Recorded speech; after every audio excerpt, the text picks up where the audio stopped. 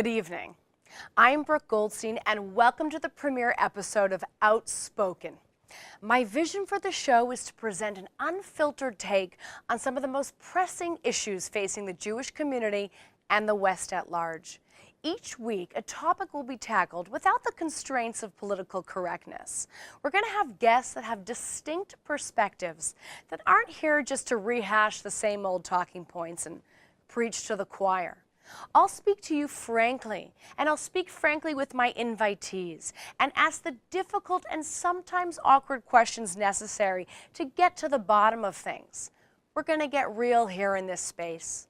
Outspoken is a platform where facts matter, not feelings. So tonight, we're going to talk about what everybody seems to be talking about, the campus space, but from a slightly different perspective, because I'm angry. In fact, I'm really angry about what's going on. The rampant civil rights violations against Jewish students, the free speech violations, the outright harassment at federally funded schools. Jewish students are afraid to wear their skull caps, their Stars of David on American campuses. They take circuitous routes to class to avoid harassment. They choose not to take certain classes at all because they'll be targeted by professors for being Zionists. And it gets worse. Jewish students are subjected to physical threats and assaults on campus. Yes, you heard me right. Jewish students are getting beaten up on campus in the United States of America. Daniel Vessal, a student at Temple University of all places, was punched in the face by an associate of Students for Justice in Palestine. At San Francisco State University, a student posted a picture of himself on Facebook with a knife, calling for the murder of Jews. And tonight, you're going to hear about how a female student at NYU was just recently assaulted. What is this? 1938? Enough is enough. And yet me declaring so on TV isn't enough either. I'm not going to solve the problem by ranting. The millions of dollars that we're pouring into pro-Israel advocacy groups isn't moving the needle forward. The opposite. Things are getting worse. Every year we see an uptick in campus anti-Semitism. How is this still happening? As a grandchild of Holocaust survivors, I'm angry, I'm frustrated, and I'm afraid. And you should be too, not just for Jews, but for America. There's a reason why the campus is being used as a strategic battleground to indoctrinate the next generation into radical hatred. The same reason that Arab dictatorships are pouring their dollars into Middle Eastern studies departments, because these are the future leaders of America. These are the people who are going to be shaping our domestic and foreign policies, who are going to be running for office and dictating the platform of our political parties. Everybody's talking about the campus problem, but they're giving us the politically correct version of the debate. They're selling us a problem that can be solved with more funding, with more of the same pro-Israel advocacy. But I dare say, we are on a trajectory towards failure. Why?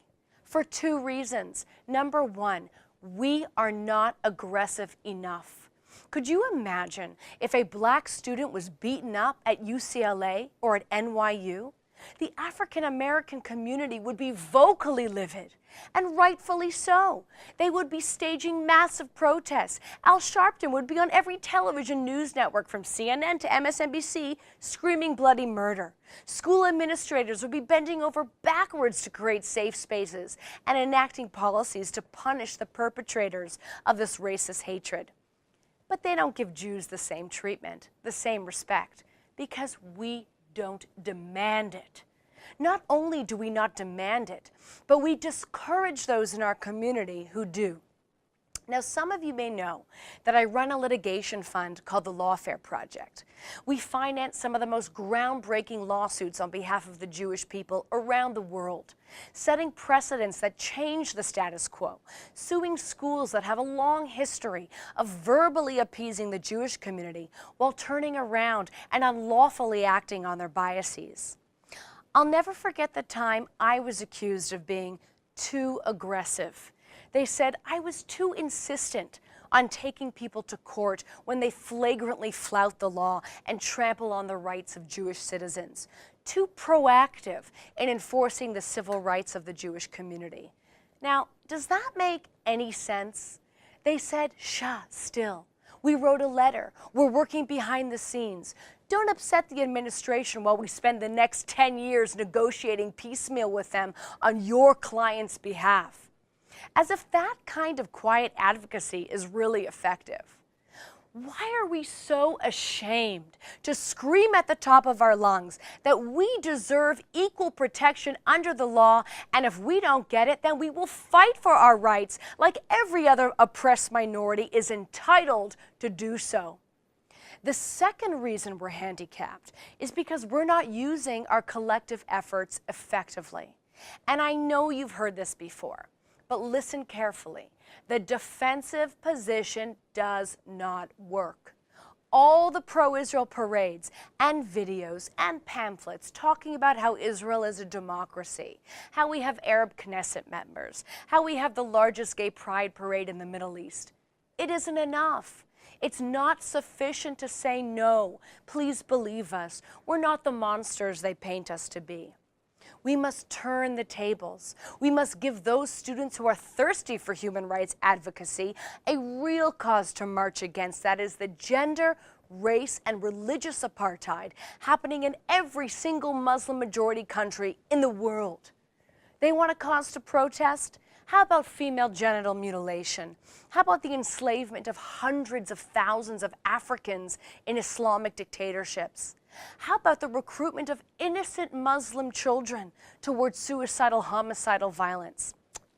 But you can't talk about that, because then you're an Islamophobe.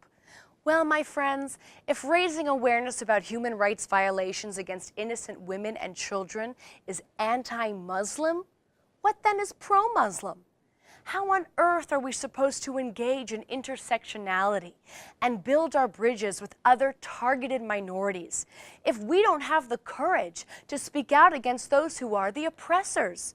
How is it that every pro-Israel group does not have it written as an essential element of their 501c3 mission statement to advocate for similarly situated minorities?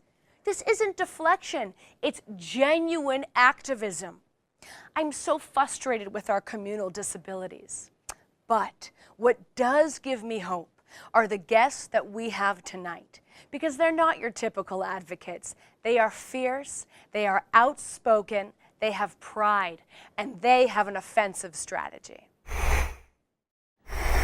I'm so pleased to be joined by three incredible, motivated, and outspoken Jewish student advocates who have a lot to teach us about pride and proactive strategies. Rudy Rochman is the founder of Students Supporting Israel at Columbia University and a recent graduate. Adela Cojab is the president of Realize Israel at NYU and a former student government senator going into her senior year. And Justin Feldman, formerly at Santa Monica College, where he was the president of Students Supporting Israel, recently transferred to UCLA and is going into his junior year there. Everybody, welcome to Outspoken. Thank you for taking the time. Rudy, I'm going to start with you. What makes Students Supporting Israel, or SSI, different from any other pro-Israel advocacy group?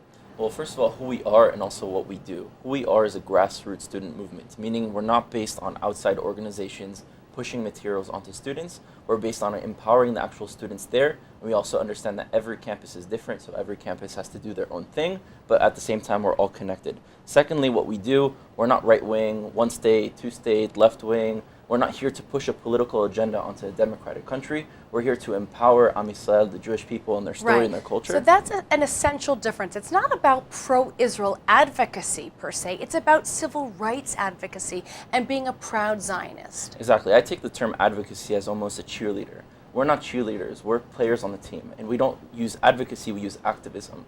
And we talk about the rights of the Jewish people and their connection to their land. And so the events that you do, have they ever tried to shut you down? And how do you overcome that? They can always try. I mean, they come to campus, they come and shout, but eventually campus security escorts them out. They've tried to pull down our flyers. They've tried many different tactics to silence us. But in reality, it's up to us if we choose to be silenced or not. So you're not going to be intimidated. And Adela, tell us, what is the atmosphere like at NYU today? Do Jewish students feel comfortable being themselves? Are they physically threatened? NYU changed tremendously in the last 4 months, from student government resolutions to disruptions at events to actually a student being physically assaulted. Physically assaulted? Physically assaulted. At one of our events, we actually had a rave in the park that we do every year for Yom HaAtzmaut. Nothing was different about this year except that there was a mobilized protest on the other side. 2 members from the protesting groups, one of them stole one of our Israeli flags, lit it on fire, starting a 5-foot flag fire in the middle of a New York public park. Another crossed to our side, took the microphone from a female student, grabbing her arm, all oh this my on God. tape. So assault, physical destruction of private property. And what does the administration do? Do they take this seriously? So that's actually a great question. Those 2 students were arrested by NYPD and let off without bail, but the administration, for some reason, doesn't seem to be doing much against it. So right now, I guess our main challenge is working with the administration to say if NYPD felt compelled to arrest 2 individuals for reckless endangerment on an NYU campus, why is the administration letting them roam our halls? So do you think SJP, which I'm assuming is one of the groups that is behind this Students for Justice in Palestine, do you think they should be banned from NYU? After the incidents that happened at our rave, SJP and JVP actually stood with their comrades and organized a sit-in in the courthouse, and they camped overnight. They had over 70 students there. If someone from my side physically assaulted someone from the other side, as a president of a club, I would be horrified and denounce those actions. They are not peaceful activists. No, they're not. No, they are not human rights activists. And Justin, I want to bring you in. Why has the other side, so to speak, been so successful with their advocacy? Does it have something to do with this intersectionality thing we hear So much about? of their activism has involved reaching out and branching out to so many different cultural and political groups on campus, in many different campuses across the nation and at large in the world.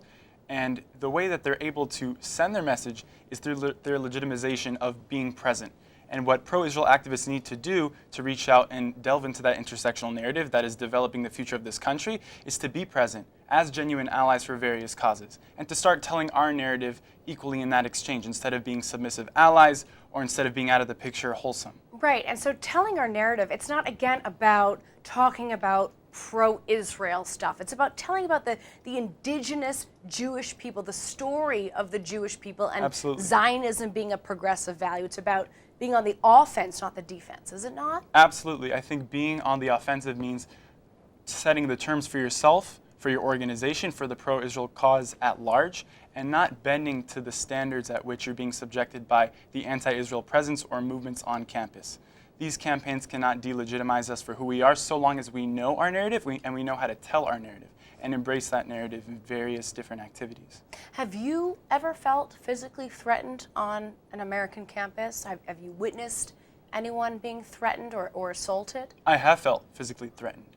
Actually, as recently as a few weeks ago, at one of our recent events at UCLA, co-sponsored by SSI of Santa Monica College, we had lots of pushing aside of students trying to get inside to protest and shut down our event. So I've experienced that myself, and I've seen further assault happening to other Jewish students on campus. Thankfully, I myself have not experienced that to that degree. Mm-hmm.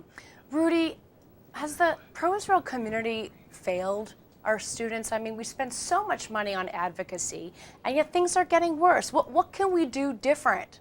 I mean, as long as we're here, we haven't failed. The question is, where do we move from here? Okay, and it's our job in our generation to realize what is the anti-Semitic, anti-Israel, anti-Zionist movement of this generation. What are they doing to try to destroy us? And instead of being the counter movement to the already counter movement to our right to exist, we have to take our movement and lift it up in itself. We also have to understand what is the story of Israel. The story of Israel is not the story of cherry tomatoes, waste, technology, drip irrigation. Israel has a right to exist because we're talking about a native people that were displaced from their land by Western imperial powers or other invaders, were persecuted throughout their history in diaspora, and eventually created something called Zionism, which is the most successful indigenous liberation movement that ever existed. You know, it sounds to me like the mirror effect, the story of being kicked out of your land, subject to apartheid, subject to colonialism, yearning for the right to return. That's our story. Yes. And yet the Palestinian Arabs have appropriated that story and they have used it, and then they're turning it against us. It is so bizarre. You know, what would it take not only for other students to take our movement seriously, but the administration to take seriously. What is your advice to students in terms of how to be organized and how to deal with the administration, Adela?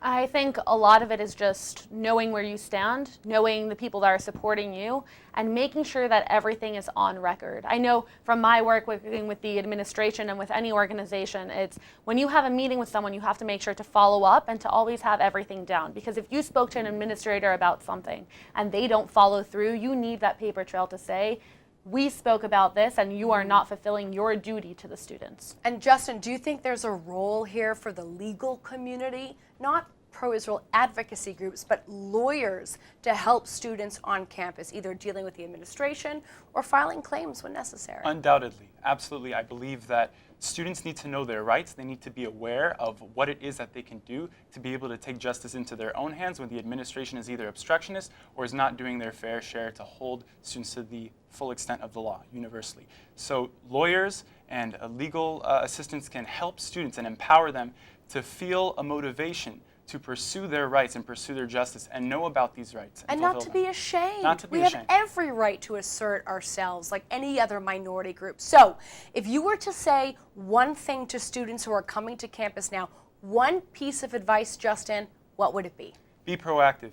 Set the standards yourself and do not bend to other people that are trying to delegitimize who you are and your cause, for any cause. And that's my best advice to anyone who's trying to get involved and to change and break complacency on campus to mobilize students as a unified community. Right, mobilize ahead of time. Don't be reactive. Don't wait for something to happen and then have to be reactive to it, but be proactive. Adela. As a Mexican, Syrian, Jewish woman, the hardest thing for me is being afraid of being myself. So if I could tell any student coming into campus is you fight for what you believe in and don't let anyone around you tell you otherwise. Understand your narrative and be able to put it forward. Rudy. Know your story, because if you don't, other people will tell it for you. Brilliant. That's great. I am so grateful for the three of you for coming on. Yashar koach. Keep doing what you're doing. Fight the good fight. We are always available for you guys. Thank you so much. Thank you. My next guest is someone I've had the pleasure of working with for quite some time, who I admire as an outspoken, intelligent, and excellent attorney, and who I'm also delighted to call my good friend, COO and Director of Legal Research at the Lawfare Project, Benjamin Ryberg. Welcome to Outspoken. Thank you so much for having me, Brooke. I have to say, it's taken us 8 years of working together to finally be on TV together. That's funny. So Ben, let's make the best use of it. What do you see happening right now on campus? Are students aware of their rights? Are they enforcing their legal rights? It's a great question. Students have generally no idea what their legal rights are. Perhaps that's the community's fault, our fault, for not prepping them at a younger age, giving them the basics to know what their rights are and how they can assert them when they go to college. But frankly, there's a larger problem I see, that you have so-called pro-Israel and Jewish organizations. I'm not going to refer to anybody specifically here, but these groups that are very well known, that are present on campuses across the United States, are actively discouraging the students from asserting their rights. Excuse me? Did I just hear you right? We have pro-Israel advocacy groups discouraging Jewish students from enforcing their rights? Why is that? It sounds incredibly counterintuitive. Frankly, I don't want to speak for them. My guess is that it makes them look like they're not doing their jobs. They're there to protect, to provide a home away from home for Jewish students. They're not doing so. Or perhaps it's for other reasons. You know, so the campus situation has gotten so bad and they're completely ineffective that students have to file lawsuits, and it basically makes them look bad, so they're discouraging students. That is absolutely disgusting. But, you know, on a positive note, tell me a little bit about, I don't know, maybe like 3 examples of when you have worked with students on campuses and how you've gotten a positive result. Absolutely. So we were contacted by a student at Boston University who had been harassed, intimidated, targeted very viciously by one of his professors who was rampantly pro-Israel. By targeted, I mean he would be sitting in class and be berated, kicked out of class.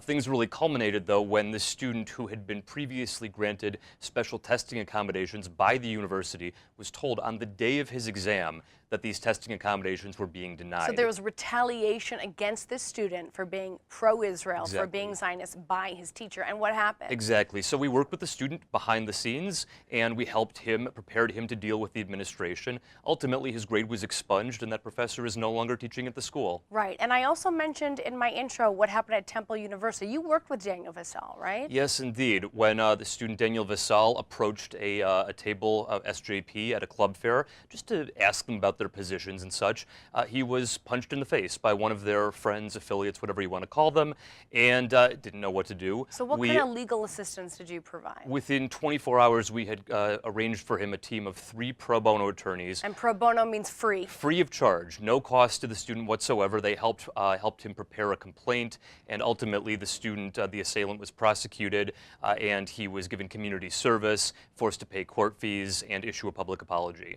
And so, just to sum up, I mean, can you just explain in brief what is the First Amendment right of a student on a federally funded campus or government-funded campus? Sure. So if you're at a public school, your First Amendment right is essentially that you get to say what you want, bring in speakers when you want, regardless of the topic, regardless of whether it's controversial. There are some very limited exceptions, but for the most part, if you want to bring in a pro-Israel speaker, for instance, you have the right to do so. And if the school shuts you down? The school shuts you down, you could have a lawsuit. I certainly never advise threatening suit as being the first step in the journey. But frankly, if you call an organization like the Lawfare Project, we've done this before. We tell students about what their First Amendment rights are. We prepare them to go in to meet with administrators and say, listen, this is your obligation. I am paying tuition. The law says XYZ. I want to do my event.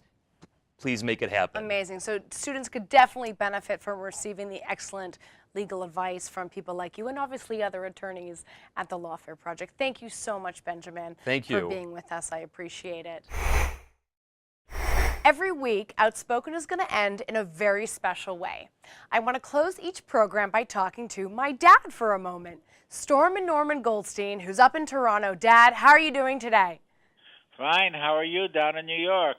Good, thanks, Dad. So you went to the University of Western Ontario in Canada. How did you express your pride in being Jewish when you were a student? I expressed my pride as a Jew and student by wearing my Never Again badge. When I was in New York, I obtained a badge from the JDL group, and it was a Jewish star in yellow emboldened with the words Never Again. So you basically took what was a Nazi symbol, the yellow star, you sewed it onto your sleeve and you wore it as a symbol of pride. But did you ever experience anti-Semitism on campus?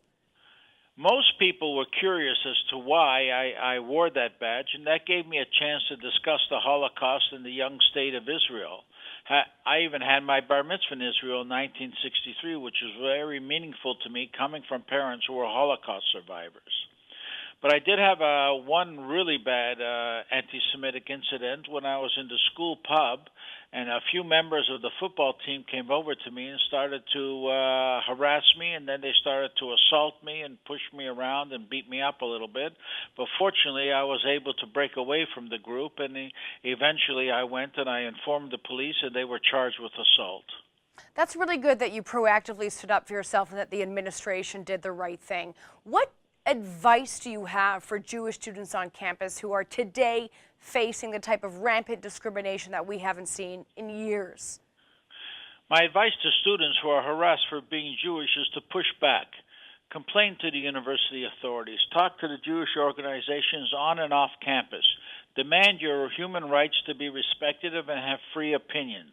And if you are assaulted, you should call the police. Not campus police, but the real police. Call the press. Make a big stink. Seek out legal aid and see if you can sue the school. Do not be passive, as it just emboldens the anti-Semites, and the harassment will only get worse. After all, they did this to a black person or LGBT. Would they get away with it? So No, why they should they wouldn't. get away with it when it happens to you? Exactly. We deserve the same protections as every other minority. Thank you so much, Dad, for coming on. I really appreciate it. Thank you for having me. On this episode of Outspoken, we heard about the most effective ways of promoting our civil rights on campus. We spoke about the dangers of staying on the defense and about how absolutely crucial it is for Jewish students to stand up for themselves, to take advantage of legal representation, and seek justice. I want to thank you for joining me this evening on Outspoken. Until next time, and remember, enforce your rights, cherish your heritage, and always be outspoken in your defense of the truth.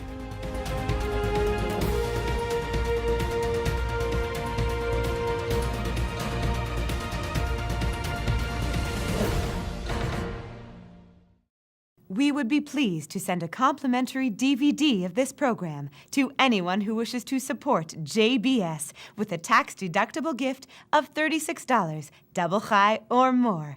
Simply visit the JBS website at jbstv.org and click on the Donate button to make a donation by PayPal or your credit card. And please, indicate the program for which you would like a DVD. Or you can send your tax-deductible check to JBS, P.O. Box 180, Riverdale Station, Bronx, New York, 10471. And again, please remember to indicate which program you would like to receive with our compliments. And we thank you for your kind support.